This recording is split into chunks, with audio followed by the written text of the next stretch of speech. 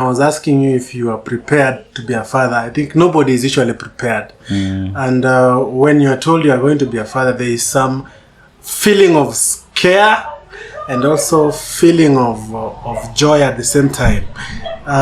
Being a father doesn't only have negative side effects. They also have lots of beautiful emotions, and I don't know what sort of fulfillment or how fulfilling was the fact that now you are going to be a father. Let me tell you something. The moment you become a father, you find a reason to live in life. I think that it is until you have children that you realize that you've not had a reason why you're living. However much focused and purposeful you have been, children just naturally makes you be purposeful. And they make you to see value in everything you're doing. Every day you wake up early in the morning, you're going to work, or you get to your business, you get to your office, you're going to work for your children, a future for them. That is reason enough. Because sometimes when you already have, you don't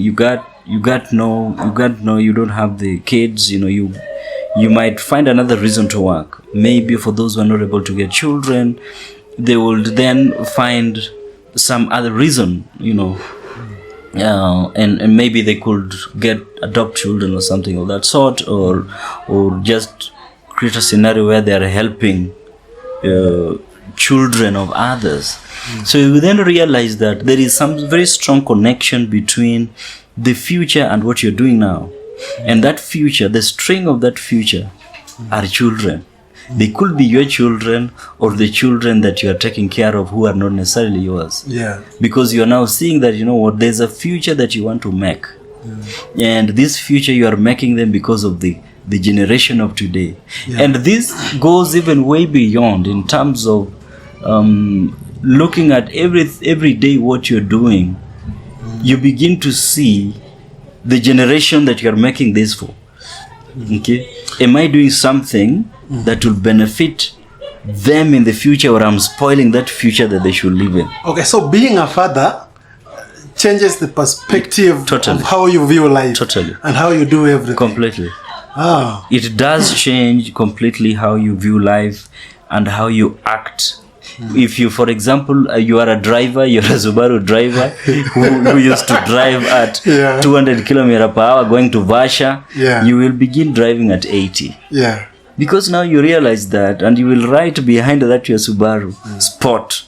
Yeah. VIP, very important baby. It's called VIB. Oh, VIB. VIB, very important baby. Because now you're already beginning to see yourself not as an individual, but you're seeing yourself as a person who is carrying a whole generation. Yeah. So if you want to drive at a 200 kilometers per hour, you're not just going to spoil your life. You're spoiling the whole of your lineage. Yeah. So your perspective of life changes, and you begin to see yourself not just now, you see yourself into the future. The aspect of hair. Yeah, so do you think that fathers should be added more, or fathers should have equal paternity leave as mothers, or fathers should be given more time paternity leave wise? Because the challenges that so that they can also have time to bond and also bring their children, because that's what I have a feeling that is it 2 weeks, 14 days is very small paternity leave, but some fathers will even wish it were not there. Exactly. I'm actually attempted to think otherwise, because you see, the question is that within the 3 months, what will they be doing? Well, there's a lot they can be but I'm wondering whether all the fathers will really make use of the paternity leave as required, as stipulated in the TOR, or they are going to redefine the TOR. They can redefine the TOR and say, okay, from morning to around 10, you're on the paternity. From 10 to around 3, they have gone for some business. From 3 to 5, some of them who want to go drinking, they have gone drinking. Then they come back at 9. Then the paternity leave continues. So it could be dangerous too. That's a reckless way of handling paternity leave. I'm championing that fathers should be given more paternity leave. You have to it should be vetted.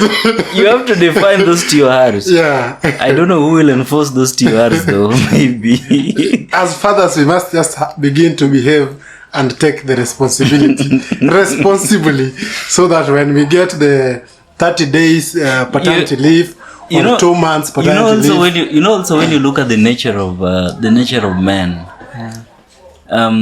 when you analyze it from the nature of man, you realize that it's also very tough to to domesticate a man in the house for a whopping 3 months without leaving the door.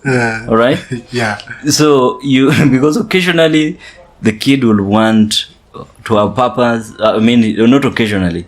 The kid will want pampers. The kid will want all these needs, all this medicine, and then the father will be asking, where do I get this money? I have to go out there and begin fetching for this month. Yeah. So you will give him paternity leave, and he will use that opportunity to go and find ways of looking for the diaper, looking for the money, for the money for the diaper, or for whatever things, the needs that are needed for the family. Yeah. So then you'll realize that the main reason why you gave the paternity leave is no longer being achieved. Yeah. So I mean, it's something that is championable. We are now in an age where we are fighting for equality of rights, but then maybe it might not really achieve much in terms of its intended purpose. Okay. So so like some fathers will wish it were not there in the first place, but I know a majority of fathers today, they want to be involved in everyday activity of bringing up the child. Yeah. And I think fathers should also get 3 months of paternity leave. Let them work closely with their partners, find a way of bonding with the children.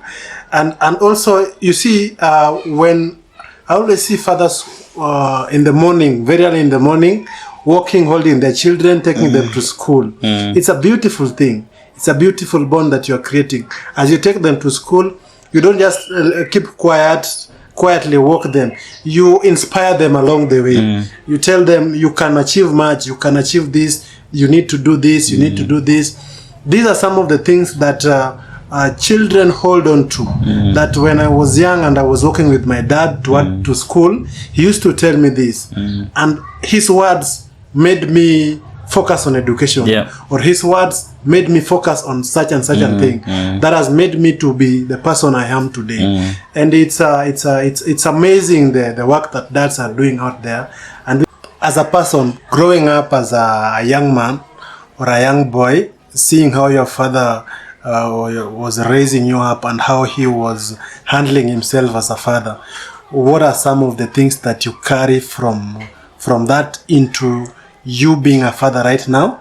And what are some of the characteristics or styles or parenting styles that you've not adopted, and maybe after that you can add on to some parental tips that you have that you can give to young fathers or to experienced fathers on how to handle the issue of fatherhood? I think I'm not the kind of person who now wants to deal with the children from the perspective of the father is coming, you got to run away. All right? Yeah. He's coming, we go to Shiva, what haven't we done? Yeah. All right?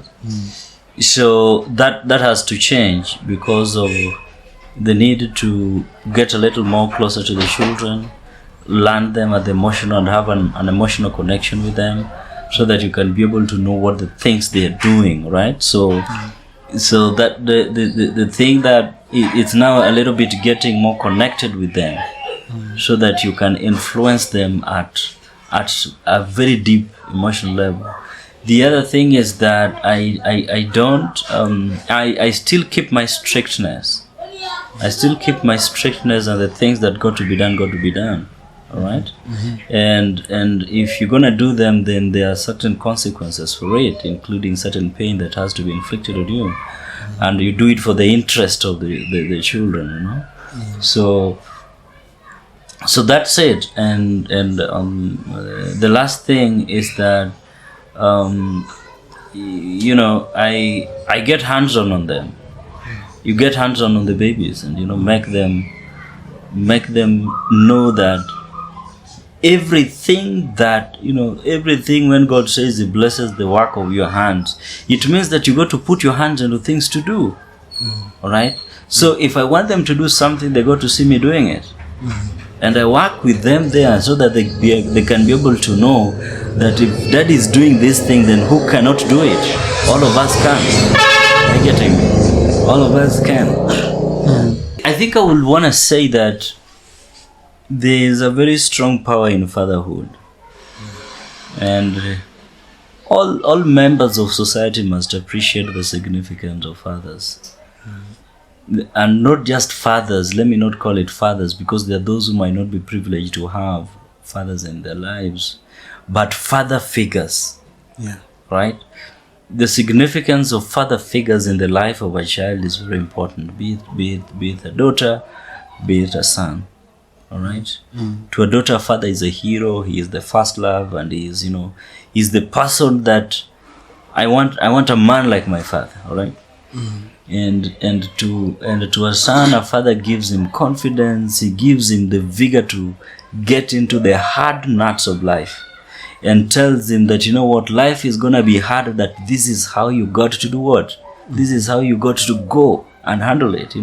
Mothers are known to be a little soft, and they handle life a little softly. And how they bring up children is that they bring up children to approach life in a soft manner. The dad is trained to make you approach life as it comes and handle it with the strength and the vigor and the resilience that matches it. All right? So you end up coming out as someone who can be able to deal with life issues as it emerge and conquer life. All right? Go into the desert and in the wilderness and make mansions out of it. That's what a father does. So it's important to recognize the significance of father figures in the life of children, and as much as possible ensure that we become father figures in the life of our children today and into the future, so that even the children begin to see value of fatherhood in their life, and then it becomes something that over and over again, they also repeat it to their children. And by that, so doing, we'll be making a difference in our society and making a generational difference, actually, that will go way, way, way down history. Oh, that's amazing.